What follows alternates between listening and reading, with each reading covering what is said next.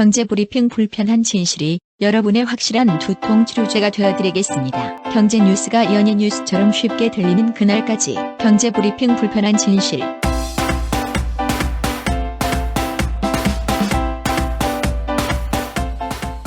경제브리핑 불편한 진실 10월 11일 순서 시작하겠습니다. 셀이라고 아시죠? 박셀이요? 아이, 박세리 말고 셀이. 아, 삼성연구소. 그렇죠. 정식 명칭은 삼성경제연구소죠. 이게 원래 경제학을 연구하는 기관인데 일반인들한테도 되게 유명하잖아요. 네.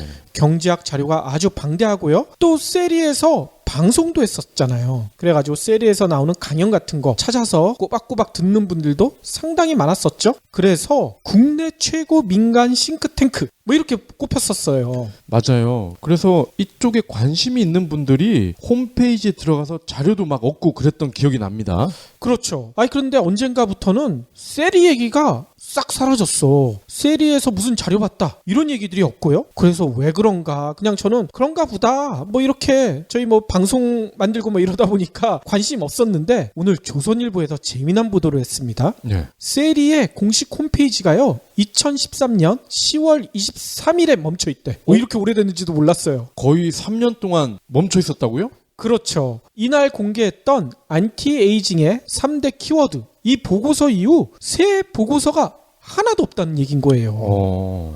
그래서 홈페이지만 보면 마치 문을 닫은 연구소 같다 뭐 이런 얘기까지 나오고 있다고 합니다. 그런데 셀이가 아예 문을 닫은 건 아직까지는 아니래요. 석박사급 연구 인력이요 150여 명 여전히 근무를 하고 있다고 합니다. 아니, 그럼 이분들은 무슨 일을 하고 있는 거예요? 그러니까 저도 이게 궁금했었는데 조선일보는 이렇게 전하더라고요. 기존에는 외부 활동을 많이 해서 국내 최고의 싱크탱크로 꼽혔는데 지금은 삼성그룹 수뇌부의 싱크탱크 역할만 하고 있다. 한마디로 회사 내부 연구만 하고 있다. 이렇게 전하고 있어요. 수뇌부의 연구라면은 이재용으로의 합법적인 뭐 지분 증가 뭐 이런 걸 연구한다는 건가요? 뭐 그런 거를 하는 건지 정확한 얘기까지는 안 나와 있지만 조선일보는 그러니까 삼성그룹의 수뇌부 또 계열사가 주문하는 그런 연구만 하고 있다고 이렇게 전하고 있습니다. 아니 도대체 셀이가 왜 이렇게 바뀌었을까요? 조선일보의 분석에 의하면 이래요. 셀이가 해마다 내놓던 경제 성장률, 환율 이런 전망이요 2010년 무렵부터 정부의 전망과 괴리가 너무 커졌다. 정부가 전망하는 거랑 차이가 너무 나니까 셀이 입장에서는 부담을 느낄 수밖에 없지 않았느냐 뭐 이런 분석을 내놓고 있어요. 아, 셀이가 오히려 정확했다? 사례가 이렇게 나와 있네요. 2011년 말 셀이는요 이듬해 성장률, 그러니까 2012년이죠. 성장률을 3.6%로 전망을 했대요. 근데 한국은행은 4.7%, 1.1%포인트나 차이가 나요. 네. 그런데 2012년 실제 성장률이 어떻게 됐느냐? 2.3%랍니다. 뭐 도찐개찐이에요. 차이가 많이 나긴 하지만 그래도 셀이가 조금 더 가까웠다는 얘기인 거죠. 그런데 놀랍게도 이 전망치 때문에 정권의 미운 털이 박혔다. 이런 소문이 나돌기 시작했대. 너무 전망을 잘해 나쁜 놈들 이거군요. 근데 전망을 잘해봤자 1.3%포인트나 차이가 나잖아. 이걸 전망을 잘했다고 보기도 너무 민망하죠. 우리보다 잘해. 아무튼 셀이는 이후 경제 전망을 내놓지 않고 있다고 해요. 또 하나의 이유가 더 있대요. 셀이 연구소가요 예전엔 용산에 있었거든요. 그러니까 삼성 태평역 본사랑 상당히 거리가 있었었죠. 거리가 있다는 게 뭐겠습니까? 독자적인 연구가 가능하다. 거리가 멀면 마음도 멀어지잖아. 네. 뭐 감시도 뜸해지고요. 그런데 2007년 서초동 삼성 사옥으로 이주를 했거든요. 삼성 미래전략실이나 계열사의 영향권에 들어가기 시작했어요. 이 이후부터 점점 외부 활동이 줄어들기 시작하더니 급기야 사실상 금지까지 됐다. 뭐 이런 얘기가 나오고 있고요. 네. 이렇게 되니까 내부에 있던 인재들이 어떻게 하겠습니까? 아, 나 일 못해. 이런 분위기에서 내가 무슨 연구야? 회사를 떠나기 시작했다고 합니다. 조선일보의 분석은 이렇게 나와 있더라고요. 참 놀랍지 않나요? 이분들이 나간 분도 상당수 있는데 그럼에도 현재 150여 명이 아직도 일을 하고 있다. 저는 이것도 놀라운데요. 그렇긴 하죠. 그런데 저는 조선일보의 전망에 하나를 더 붙이고 싶어. 음모론입니다. 저희가 네. 생각하는. 이 당시 삼성경제연구소가, 그러니까 셀이가 혹시 이재용 체제 세습에 반기를 들지 않았을까. 왜냐하면 글로벌 트렌드랑은 너무 맞지가 않는다. 이러다간 삼성이 망할 수도 있다. 혹시 이런 보고서를 내부적으로 만들지 않았을까요? 충분히 개연성이 있습니다. 갤로트 세븐과 같은 사태가 벌어지면 이재용 세습 체제로는 혼란스러울 수 있다. 이런 지적도 했을 수도 있고요. 네. 그래서 이재용에게 미운 털이 박혔다. 그러니까 그래 너 이제 밖에다 대놓고 얘기하지 마. 입을 아예 봉쇄해버린 게 아닌가. 저는 이런 생각도 들더라고요. 그러면 머지않아 이 남아있는 150명이 또 뭔가 모종의 계획을 꾸밀 수도 있겠군요. 그렇죠. 아무튼 저는 개인적으로 제가 경제학을 공부하면서 세리 연구소에서 나왔던 보고서들 상당히 참조를 많이 했는데 이제는 그걸 볼 수 없다는 게 좀 아쉽다는 생각이 드네요. 이제는 세리가 골프를 가르치는 거를 보시면 되잖아요. 경제학 보고서 말고요. 브라질에서 금메달 땄잖아. 그래야 되겠네요.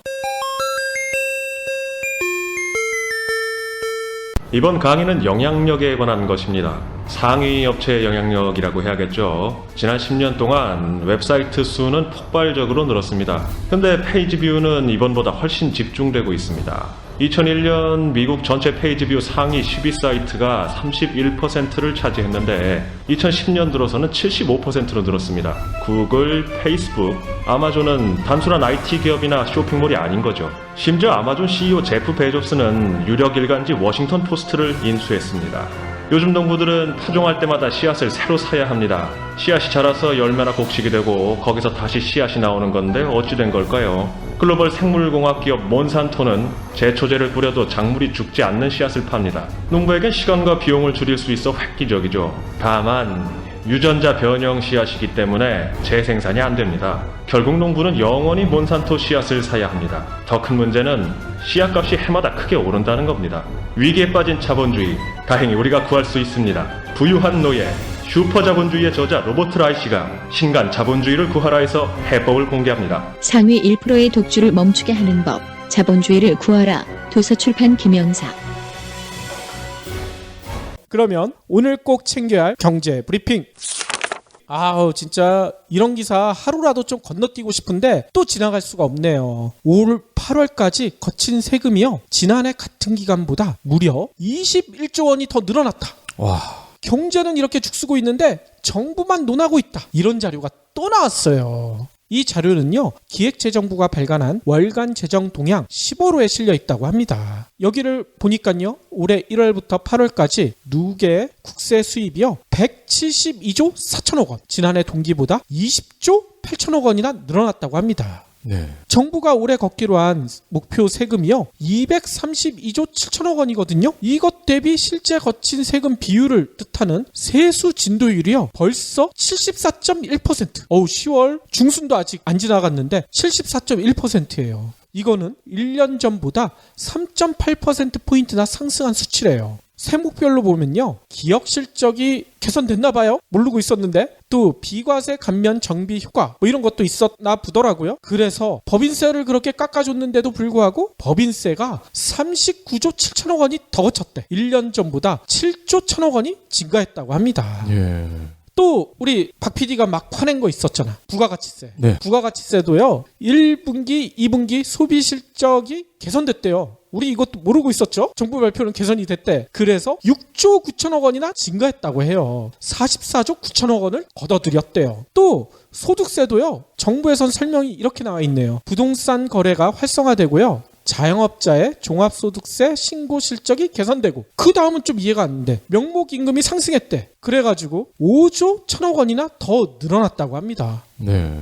아니, 지금 세수가 늘어난 배경을 설명을 해주셨는데 글쎄요, 전혀 와닿지 않는데. 그러니까 말입니다. 아무튼 정부의 설명을 더 쫓아가 보면 이렇게 많이 걷어들여서 세금과 기금 수입 이렇게 합친 정부의 총 수입이요 8월까지 280조 3천억 원, 총 지출은요 264조 5천억 원. 이게 뭔 얘기예요? 정부의 통합 재정 수지가 15조 8천억 원이 적자가 아니라 흑자야, 흑자. 와. 아니, 우리나라 웬만한 기업, 웬만한 가게가 다 적자인데 정부는 15조 원이나 흑자. 대단하죠? 보통 나라에서 흑자 내기가 쉽지 않은데.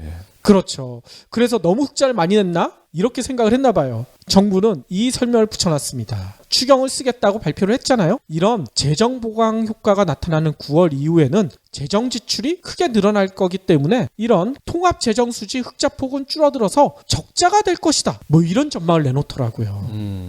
복지를 하려고 그러는 건 아니겠죠, 설마? 그러니까 말이에요. 증세 없는 복지하겠다고 하더니 진짜 세금은 엄청나게 걷어들였네요. 다음 소식입니다. 앞으로요, 자동차세, 재산세, 주민세를 신용카드로 자동 납부할 수 있다고 합니다. 오, 그래요? 정부가 오늘 국무회의를 열어서 이 같은 내용을 담은 지방세 징수법 제정안을 심의 의결했습니다. 제정안을 보면요, 과세표준과 세액을 지자체가 결정하는 지방세의 경우 지방세 수납 대행기관을 통한 신용카드 자동 납부가 허용됩니다. 지방세 중에서요, 자동차세, 재산세, 주민세 등이 적용 대상입니다. 오, 이건 좀 편리해질 수 있겠네요. 그렇죠. 그동안 지방세는 계좌 자동이체로 주로 냈었죠. 신용카드를 이용해서는 자동이체가 안 됐단 말이죠. 그리고요, 지방소득세 과세표준 신고를 하면서 환급받을 세액을 부풀리면 초과로 신고한 금액의 10%를 초과 환급 신고 가산세로 부과한다고 합니다. 오, 그래요? 그러니까 앞으로는 장난치면 안 될 것 같습니다. 아무튼 편해지긴 했지만 이것도 어차피 세금 많이 걷게 했다 뭐 이런 의도가 깔려있지 않는가 이런 의심이 드는데요. 그렇죠. 세금을 내는 데 있어서 불편함이 없도록 하겠다. 이거는 더 많이 걷겠다는 거죠. 박 PD는 어린 자녀가 있으니까 카봇이나 터닝메카드 이거 다 아시죠? 네, 알죠. 이거 어디서 만든지도 아시죠? 이 뭐 손오공 그런 거 아니에요? 맞습니다. 손오공. 손오공이 국내 유일의 토종 장난감 업체였거든요. 그런데 이 업체가 외국 자본에 넘어갔다. 이런 소식이 들려왔어요. 그러면 영실업은 망했나요? 영실업도 벌써 넘어갔죠. 아, 그렇군요. 일단 11일 금융감독원 전자공시에 따르면요, 손오공이 지난 8일 인형 바비를 만드는 세계 1위의 장난감 회사 있죠, 미국 마텔에 네. 주식을 11.99% 넘기는 계약을 체결했다고 합니다. 금액으로 따지면 거의 140억 원 정도 달하는 규모라고 해요. 네. 이 지분은요, 손오공의 최대 주주였던 최신규 회장이 보유하고 있던 지분이라고 해요. 그러니까 최대 주주가 어떻게 된다는 얘기인가요? 바뀐다는 거죠. 그렇죠. 마텔이 최대 주주로 등극한다. 21일부터 변경될 예정이다. 이렇게 나와 있어요. 네. 그러면 이제 카봇, 터닝맥 카드가 미제가 되겠네? 그러니까 말입니다. 이에 대해 손오공은 이렇게 설명하더라고요. 게임을 제외한 마텔의 전체 브랜드를 한국에서 독점적으로 영업, 마케팅, 유통할 수 있게 된다. 시장 점유율 및 사업 영역 확대를 꾀할 수 있을 것이다. 그래서 지분을 넘겼다. 이렇게 설명을 해요. 아, 그러니까 손오공의 제품을 뭔가 더 판다는 것보다는 마텔의 제품을 한국에 더 풀겠다는 의도군요. 그런 의도가 깔린 듯해요. 그런데 또 우려를 많이 내놓고 있잖아요. 이거에 대해서 현 경영진의 변화는 없다. 또 기존에 만들고 있던 터닝메카드, 헬로카봇 이런 완구 사업도 변함없이 전개해 나갈 것이다. 이렇게 얘기했지만 이 말 그대로 믿기는 힘들겠죠. 네. 전문가들도 벌써 이런 얘기를 하고 있더라고요. 이번 지분 인수는요, 결국은 마텔이 손오공을 완전히 인수하기 위한 수순에 불과하다. 현 경영진에 변화가 없다는 것은 언제까지 변화가 없다는 얘기인지가 명확하지가 않다. 이런 지적을 내놓고 있죠. 여기 괄호가 하나 빠졌을 거예요. 당분간. 그러겠죠. 그런데 아까 박 PD도 물어봤잖아요. 영실업. 네. 영실업도요, 벌써 지난해 최대 주주가요, 중국계 사모펀드인 홍콩 퍼시픽 아시아 그룹으로 바뀌었다고 하더라고요. 그러니까 국내 토종, 장난감, 그리고 유아업체들이 외국 자본으로 벌써 다 넘어갔다는 얘기입니다. 또 유명한 회사가 있죠. 아바강 컴퍼니. 보통 애들이 태어나면 가장 선물 많이 사는 게 아가방에서 사잖아. 네. 이게 국내 최대 유아용품 업체였는데 여기는 벌써 2014년에 중국 패션 기업인 랑시의 지분을 넘겼대요. 뿐만 아니에요. 온라인 교육 서비스 업체인 아이네스쿨이라고 있거든요. 여기도요, 중국의 게임 업체인 룽투 게임즈에 매각돼가지고요, 현재 이름도 바뀌었어요. 룽투 코리아. 이것도 모르고 있었네요. 아이네스쿨은 교육 업체였는데 현재는 게임 사업에 집중하고 있다고 합니다. 아니 근데 이들 기업 입장에서는 이런 걱정이 있을 것 같은데요. 한국은 지구촌에서도 저출산으로 유명한 국가인데 그렇죠. 과연 이게 장기적으로 매력적인 투자일 수 있을까? 아무튼 저는 개인적으로 이런 우려가 드네요. 외국 기업이 만드는 외국 문화에 우리 아이들이 더 많이 빠져들지 않을까. 마텔이나 홍콩 퍼시픽 아시아 그룹이 만드는 완구들이 대부분 그럴 거 아니에요. 그렇죠. 다음 소식입니다. 식당 그리고 캠핑장에서 우리가 자주 쓰는 물건 중에 숯이 있죠. 숯 많이 쓰죠. 예, 근데 이 숯에 인체에 아주 나쁜 질산 바륨이 함유돼 있다고 합니다. 오이? 그래요? 오늘 더불어민주당 김용춘 의원이요 이렇게 지적을 했어요. 숯가루 성형탄, 그러니까 캠핑장에서 주로 쓰는 숯을 말합니다. 이 숯의 경우에 질량의 약 30%가 우리나라 환경부와 미국, 유럽 환경보건기관이 독성이 있다 이렇게 판단한 질산 바륨으로 이루어졌다는 겁니다. 우와. 근데 그동안 산림청이 아무런 규제를 하지 않았다 이렇게 호되게 질타를 했습니다. 그렇군요. 아니 그런데 질산 바륨이 있으면 무슨 문제가 생기나요? 네, 미국 환경보호청에 따르면요 호흡 곤란, 발작, 그리고 부정빈맥 이러한 증상이 일어날 수 있다고 합니다. 오, 그래요? 특히 영유아, 어린이들에게는요 심각한 부작용을 일으킬 수가 있기 때문에 미국에서는 이를 철저하게 금하고 있다고 합니다. 아니 우리나라는 이거 금하고 있지 않나요? 김 의원의 설명을 더 들어보시겠습니다. 우리나라 식품의약품안전평가원 독성정보 시스템에 따르면 질산바륨은 그 자체로도 유해 물질이고 탈 경우에 유독가스를 방출하기 때문에 신장이나 폐질환이 있는 사람이 노출되지 않도록 주의해야 한다. 이렇게 공시가 돼 있다고 합니다. 아니 이 공시 어디다 해놓은 거예요? 난 본 적이 없는데. 네. 그러면서 산림청이 제시한 안전성 기준은 숯 제품 질량의 30% 이하인데 산림청이 제시한 자료에 따르면 이는 과학적인 유해성 실험이 아니라 시중에 판매 중인 제품에 포함된 평균값을 근거로 제시한 것에 불과하다. 그러니까 산림청 기준은 믿기가 어렵다는 겁니다. 아이고. 아니 그러면 이에 대해서 산림청은 뭐라고 해명하고 있어요? 질산 바륨이 유독물에 해당하지 않는데 에이? 그렇기 해당된다며 아까는. 예, 그렇기 때문에 사용에 대한 제한을 직접적으로 할 수가 없답니다. 아이고. 질산 바륨이 포함된 숯 이 제품이 인체에 미치는 영향에 대해서는 정확히 밝혀진 바가 없다. 이거 가습기 살균제 사태 때 들었던 얘기랑 똑같은 것 같은데요? 너무 비슷하죠. 예. 아이 그런데 저는 이런 생각도 있네요. 어차피 요즘 한우가 천정부지로 뛰고 있잖아. 소고기 못 먹는데 더 못 먹겠네. 걱정 없을 것 같아요. 근데 또 고기 하면 또 돼지고기 아니겠어요? 캠핑 갔을 때 삼겹살 드시는 분들이 많은데 일단 시중에서 파는 숯은 의심을 하셔야 될 것 같습니다. 삼성전자의 갤럭시 노트 7에 관련된 이야기가 끊이질 않고 있네요. 네. 화려한 데뷔를 한 지 2개월 만에 퇴출당할 운명을 맞고 있다. 이런 얘기들이 솔솔 들려오고 있습니다. 우리가 어제 장난처럼 얘기했던 거 아니에요? 그렇죠. 일단 삼성전자는요. 글로벌 판매 중단을 선언한 데 이어서요. 주요 시장인 미국과 한국의 규제 당국이 사용 금지 조치를 내림에 따라 결국은 조기 단종에 들어갈 가능성이 커지고 있다는 전망이 나오고 있다고 합니다. 단종이라. 예.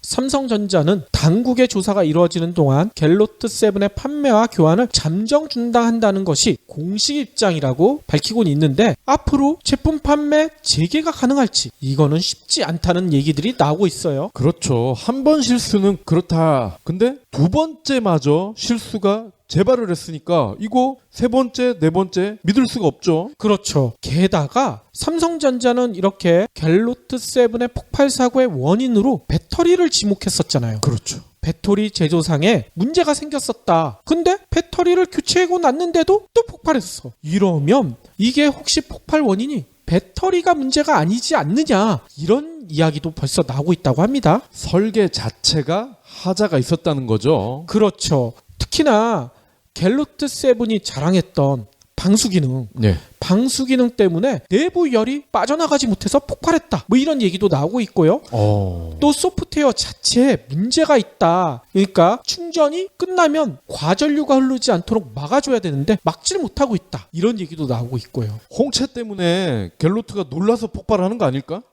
그럴 수도 있겠네요. 아무튼 갤로트 7에 대한 소비자의 신뢰는 더욱더 추락하게 됐는데요. 삼성전자 입장으로서는 더 큰 문제가 생기고 있죠. 리콜 전후로 만들어져서 세계 시장에 풀린 380만 대 가량을 모두 폐기해야 될 그런 전망까지 나오고 있다고 해요.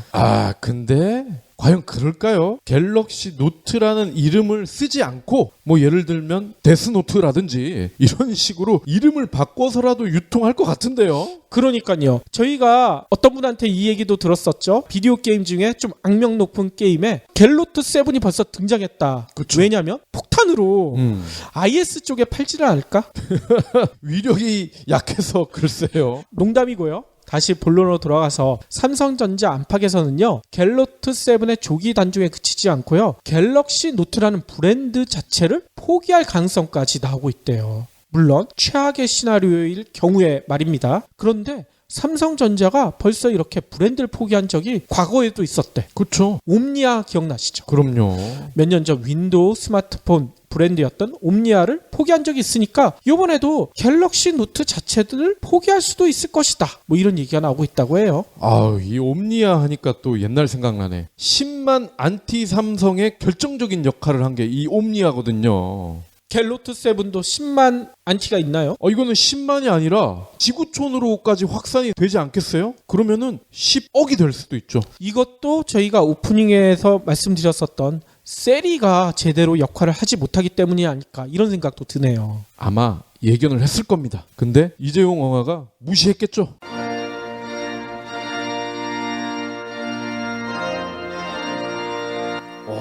오늘 결혼식 정말 특이하네. 신랑 신부가 같이 들어와. 다 이유가 있지. 이유? 신부의 아버지가 신랑에게 손을 건네주는 이 시기 실은 여성을 소유물로 보는 잘못된 관행이거든. 소유물? 말도 안 돼. 생각해봐. 신부 아버지 책임하에 있던 신부가 새로운 배우자에게 책임이 기속되는 것과 같잖아. 듣고 보니 그러네. 근데 요즘은 여성들 위상이 많이 높아졌잖아. 대통령도 여자고 이런 관행이 더는 없을 듯한데? 그럼 질문 하나. 만일 남성이 여성을 때렸다면 어떤 법적 처벌을 받을까? 폭력이니까 형사재판으로 가겠지? 그럼 맞은 여성이 폭력 남성의 아내라면? 글쎄, 그거야... 쉽게 대답하기 힘들 거야. 여성을 소유물로 보기 때문에 가정법원에 보내진다고. 가정법원? 말도 안 돼. 바로 남성다움을 강요하는 맨박스 때문이지. 남자는 강해야 하고 여성을 보호해야 한다는 잘못된 사고. 이런 편견을 깨부셔야 행복해질 수 있다고. 소중한 우리 딸들을 위해서라도 말이야. 그럼 우리는 어떻게 해야지? 테드에서 200만 뷰를 돌파한 토니 퍼터의 신작 맨박스에 자세한 해법이 나와 있다고. 맨박스라. 당장 사서 봐야 되겠네. 맨박스, 강요된 남자다움에 대하여 도서출판 한빛피즈. 그러면 오늘의 섹션 IT 세상을 한번 살펴볼 텐데요. 최근에 제가 동아일보에서 반가운 인물의 인터뷰가 나와서 아주 즐겁게 읽었던 기억이 나요? 반가운 인물이 누구예요? 주인공은요 1960년대부터 라디오와 TV에서 방송 활동을 열심히 하신 황인용 씨입니다. 황인용 씨요? 기억이 나시죠? 그럼 기억나죠. 이분이 아주 목소리가 좋고 세련된 외모를 지닌 분이신데 밤을 잊은 그대에게, 황인용의 영팝스 이런 프로그램을 진행을 하셨거든요. 근데 현재 뭐하고 있나 하고 봤더니 파주 헤이리에서 고전음악 감상실 카메라따 이거를 운영을 하고 계시더라고요. 그러니까 이분은 여전히 라디오 스타예요. 그렇군요. 올해 나이가요 벌써 76세시래요. 와, 이렇게 많이 드셨어요? 이제 좀 있으면 80을 앞두고 계신 분인데 이분이 글쎄 요즘 물리학을 공부하고 있다는 거야. 그 연세에? 노벨상을 한번 도전을 해보시려는 건가? 근데 그게 아니고요. 이분이 이런 얘기를 하십니다. 스피커에서 나오는 음파간 저항을 최소화해야 원흥에 가깝게 재현이 됩니다. 기술이 아무리 발전해도 디지털 신호를 아날로그 신호를 바꿀 때 소리는 왜곡이 됩니다. 입체적인 아날로그 소리와 분명히 다릅니다. 오, 그런가요? 네. 그래서 이 황 선생님이 전기 원리를 발견한 패러데이, 유명한 물리학자죠? 예, 그리고 패러데이의 연구를 응용한 맥스웰, 커피 아니죠? 예, 전자기학 발전에 초선을 쌓은 앙페르, 이런 분들을 공부를 하고 있다는 거야. 이야. 그러면서 마침 인터뷰를 하러 간 기자에게 스피커에서 아날로그 음질이 나오는 원리를 설명을 해줬다는 겁니다. 아하. 당연히 이 기자는 뭔 소리 하는지 몰랐겠죠? 이 황 선생님이 아날로그 소리의 치명적인 매력 때문에 지금도요, 퇴근 전 음악 감상실에 있는 1930년대 극장용 스피커로 음악을 듣는 습관이 있다고 합니다. 오. 단호하게 이야기를 하십니다. 요즘 스피커는 말이야, 크고 자극적인 소리를 내는데 최적화됐을 뿐이다. 그러니까 아이돌 음악이나 팝 음악을 들어보면요, 굉장히 자극적이죠. 후킹 한다고 그러잖아요. 그렇죠. 동일한 음악이 반복이 되고 저음이 비트가 빵빵빵 들어가잖아요. 그런 거에 최적화가 돼 있다는 거죠. 그런데 이 황 선생님이 80년이 지난 스피커로 음악을 듣는 게 어찌 보면 디지털 방식으로 작동하는 기기에 대한 거부감 때문이 아닐까, 이런 생각을 해보거든요. 오, 그래요? 단순히 그분이 고령이기 때문에 올드한 것에 집착한다, 이렇게 보기는 어려울 듯합니다. 최신 유행하는 신발이 내 눈앞에 있지만 지금 신고 있는 신발이 더 편한 것처럼 말이죠. 근데 황 선생님처럼 생각하는 분들이 적지 않아요. 자동차만 해도요, 현대차 제품에서 하도 탈이 많이 나서인지 몇몇 분들은 이렇게 얘기를 하세요. 아예 수동 변속기 시절로 돌아갔으면 좋겠다. 제 주변에도 이런 분 계세요. 그쵸. 이때만 해도 전자 방식으로 작동되는 게 거의 없지 않았습니까? 그렇죠. 라디오도 아날로그였죠, 심지어. 그러고 보니 요즘도 TVN 드라마 응답하라 시리즈를 VOD로 보시는 분들이 많더라고요. 어쩌면 우리는 과거를 그리워하며 현재를 사는지도 모르겠습니다. 아날로그에 대한 향수, 인간이 살아있는 동안 계속되는 현상 또는 트렌드이지 않을까 싶은데요. 요즘 유독 이런 복고 현상이 두드러지는 것 같아요. 복고. 아마도 제 생각이긴 하지만요, 지금 먹고 사는 게 힘들어서 자연스럽게 덜 힘들었던 또는 힘들었던 기억이 이제는 너무나 많이 퇴색한 그 시절이 그리운 게 아닐까. 충분히 이런 생각이 들죠.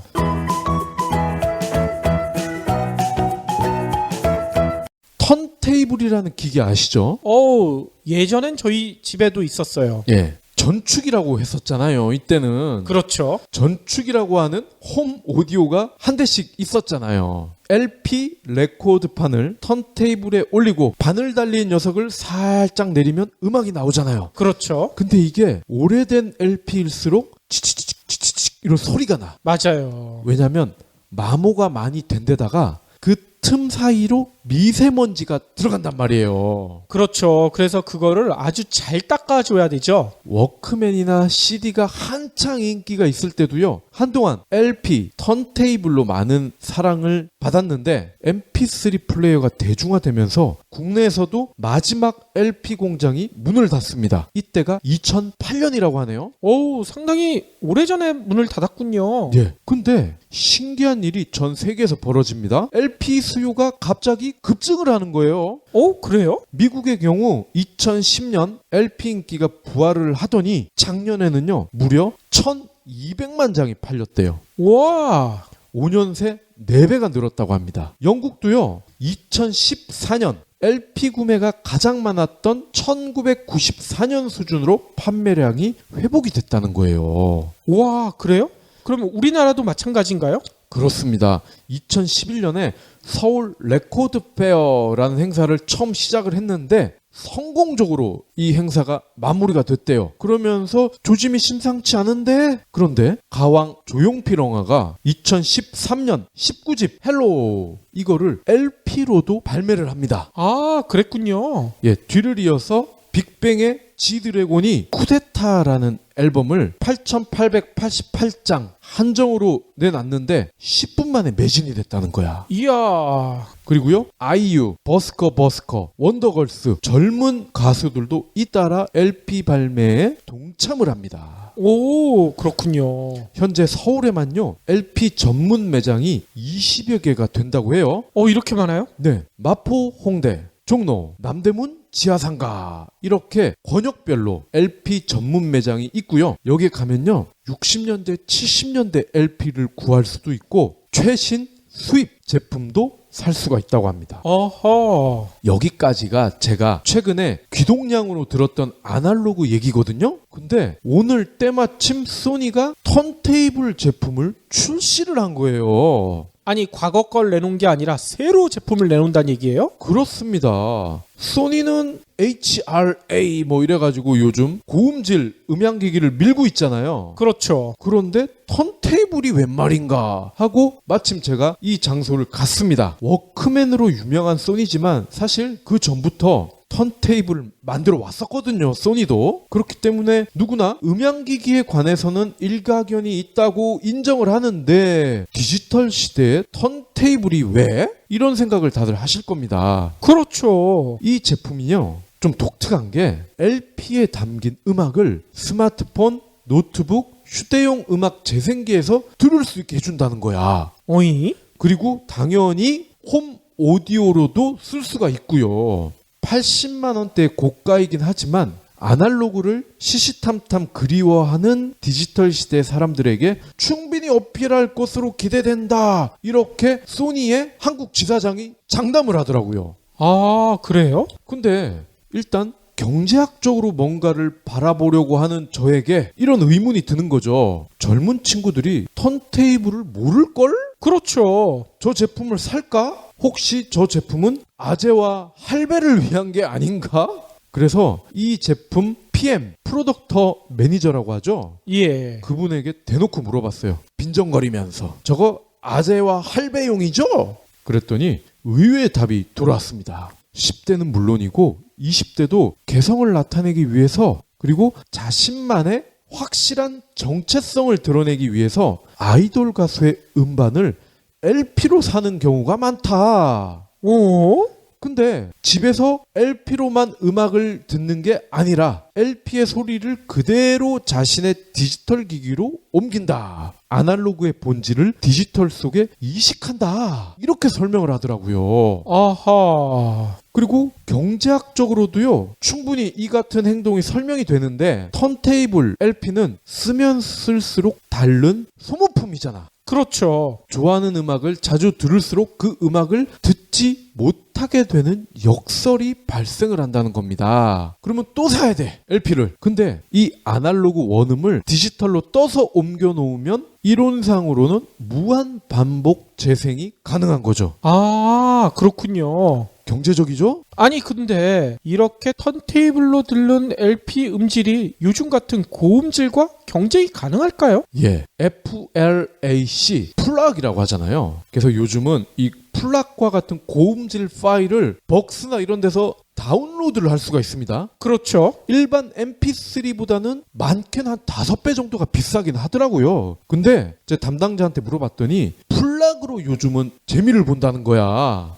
이게 고가이긴 하지만 그래도 나름의 매력이 있기 때문에 이거를 제법 산다는 거예요, 소비자들이. 근데요, 음향 전문가 설명을 들어보니까 제가 미처 모르는 부분이 있었습니다. 고품질 음원이라는 게 사실은 MP3나 CD 음질을 뻥튀기 한 거다. 즉 사진으로 치면 화소수, 이 음악도 뭐 비트 뭐 이런 게 있잖아요. 그렇죠. 이거를 밀도를 또는 크기를, 용량을 늘린 것에 불과하다는 거야. 아, 원래 자체의 음질이 뛰어난 게 아니라 그냥 늘려만 놓은 거다? 그렇습니다. 즉 LP에서 나오는 아날로그의 원음을 흉내만 냈다는 거죠. 오호. 우리 앞서 황 선생님이 말씀했었던 단면적인 디지털과 달리 아날로그의 소리는 입체적이다. 즉 입체적인 소리를 주로 듣는 우리 귀가 당연히 LP의 음에 익숙할 수밖에 없다는 겁니다. 아, 플락이랑 경쟁을 충분히 할 만하다. 이 얘기군요. 그렇습니다. 자연의 소리이기 때문에 당연히 돈을 좀 더 쓰더라도 기꺼이 이거를 반겨하는 소비자가 적지 않다는 얘기죠. 결국 원하는 걸 사는 경제적 소비, 이 측면에서 보면요, 아날로그가 디지털보다 우위에 있다는 거죠. 그렇군요. 얼마 전 이피디님이랑 우리가 출판계 인사들과 합정동 근처에 술집에 갔잖아. 그랬었죠. 만취를 하셔서 기억이 잘 안 나시나요? 근데 예전에 대포집을 보는 듯한 인테리어, 설비 등에 눈에 확 들어오더라고요. 뭐 빨간 게 많이 달려 있었더라고요. 예, 그리고 이 드럼통에다가 마치 커다란 은쟁반을 붙인 그런 구식 테이블 있잖아요. 그렇죠. 여기에 황태구이도 아닌 먹태가 여기에 메인 메뉴더라고. 너무 맛있어요. 이 먹태 설명을 좀 해주세요. 우리 이PD님은 아재 세대니까. 저는 황태는 아는데 먹태는 몰라. 황태를 좀 더 두들겨가지고 먹기 쉽게 좀 쉽게 만들어 놓은 걸 먹태라 그러죠. 역시 잘하시는군요. 아재 인증됐습니다. 예. 정확한 설명인지는 잘 모르겠어요. 저도 먹기만 해가지고. 예. 그러니까 황태구이도 아니고 이런 먹태가 메인 메뉴로 딱 적혀 있는 거야. 그러니까 보는 것, 듣는 것, 입는 것뿐만이 아니라 마시는 것도 복구가 대사라는 거죠. 그렇죠. 거기다 그 집에는 들어가자마자 책 개발화 사진이 딱 우리를 노려보고 있잖아. 술맛 나더라고요. 중요한 건요, 다수가 예전엔 말이지, 왕년에 내가 말이야, 옛날엔 안 그랬는데 이러고 있을 때 또 다른 사람들은 이렇게 옛날 이야기를 창업이나 사업에 활용한다는 사실입니다. 아날로그를 즐기는 것에 그치지 않고 다른 사람이 원하는 제품을 아날로그 코드로 만들어내는 것, 먹고 살기 힘든 현재를 돌파하는 노하우 중에 하나가 아닐까요? 그러면 우리도 팟캐스트를 이렇게 디지털로 녹음하지 말고 테이프나 이런 데 담아야 되지 않을까요? 그거 괜찮은데요? 가산 디지털 단지역 앞에서 우리가 테이프에 담아서 좀 나눠 드려볼까? 돈이 너무 많이 들 것 같은데? 혹시 기부해보신 적 있나요? 이런 질문을 하면 나 먹고 살 것도 없는데 기부는 무슨? 기부는 션, 정혜영, 김장훈이나 하는 거 아니야? 라고 하시는 분들이 많습니다. 하지만 기부는 돈 많은 연예인의 전유물이 아닙니다. 무료 기부 사이트 위시플렉스에 접속하면 누구나 기부천사가 될 수 있습니다. 어떻게 가능하냐고요? 위시플렉스의 나만의 위시에서 매주 마음에 드는 신상 10개만 고르면 됩니다. 물론 사는 것이 아니라 찜만 하는 겁니다.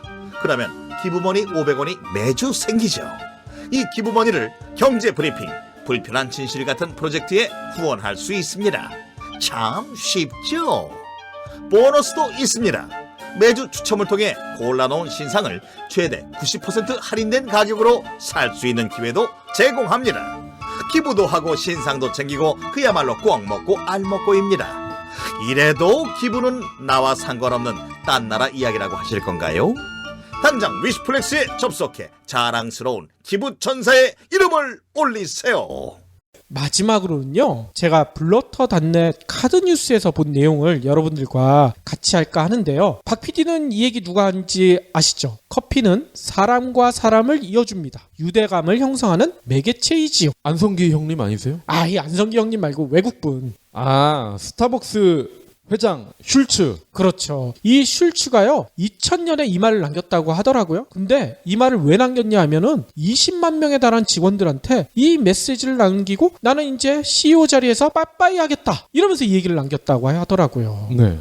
당시 스타벅스는요 한 해에 1000개가 넘는 점포를 오픈할 정도로 빠르게 성장 중이었잖아요. 그래서 슐츠는 내가 이제 없어도 스타벅스는 계속 잘 나갈 것이다 이러면서 이제 CEO 자리에서 물러났는데, 좀 있다 보니까 슐츠가 스타벅스의 미래를 점점 걱정하게 됐대요. 왜? 자기가 CEO 자리 물러난 다음에도 스타벅스 매장 가볼 거 아닙니까? 손님들이 어떻게 커피 마시고 있나 볼 거 아니에요? 근데 봤더니만 바리스타의 대부분이 단골 이름을 기억하지 못했대요. 그리고 점포 관리자는요 메뉴 종류와 인테리어만 집착해가지고 실적만 내겠다, 한마디로 돈만 벌겠다, 이렇게 급급한 모습을 많이 보여줬대.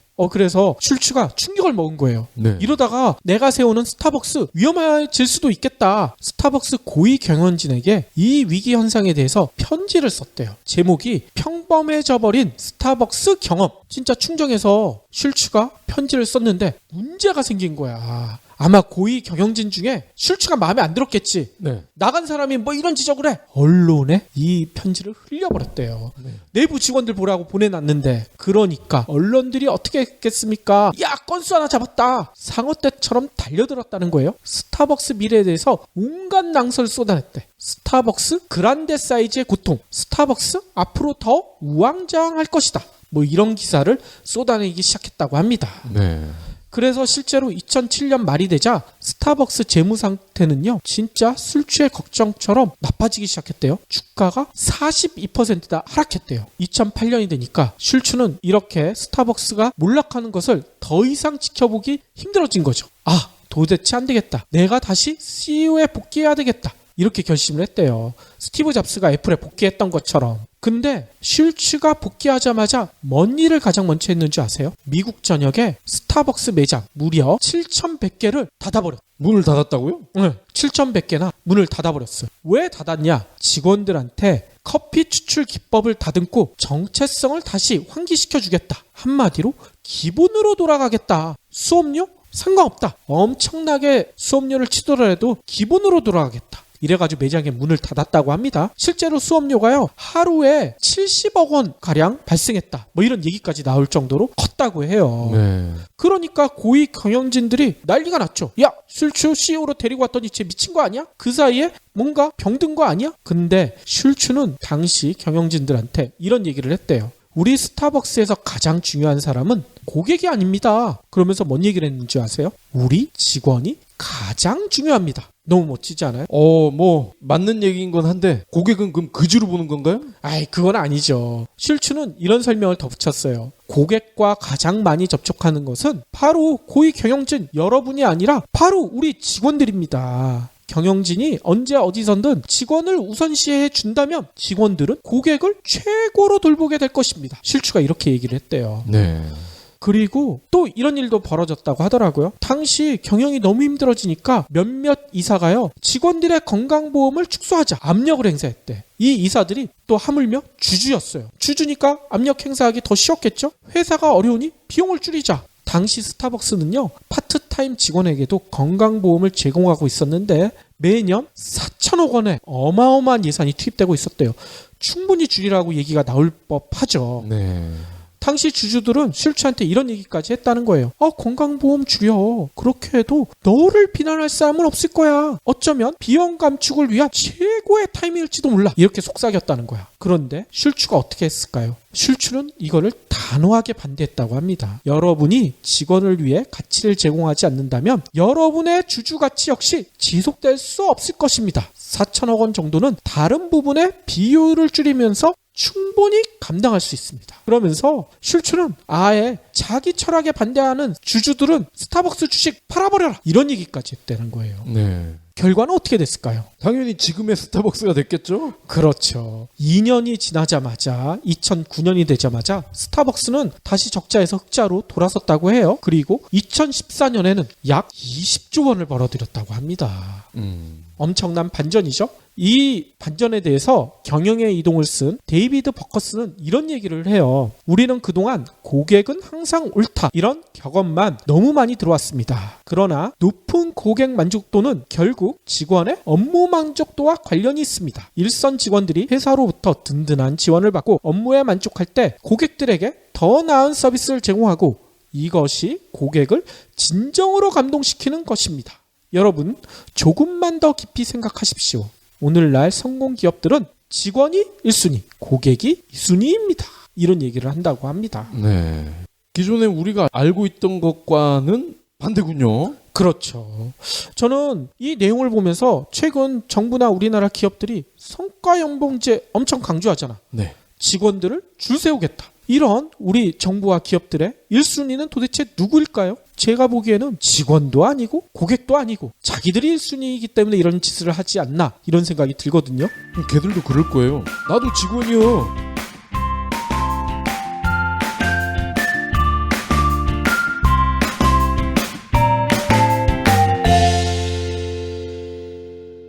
경제브리핑 불편한 진실 완주해 주셔서 감사합니다. 하트 2첩, 댓글 남기기, 계좌 후원 등 다양한 방법으로 힘을 보태주세요. 계좌 정보는 경제브리핑 팟빵 공지 코너에 있습니다. 여러분의 응원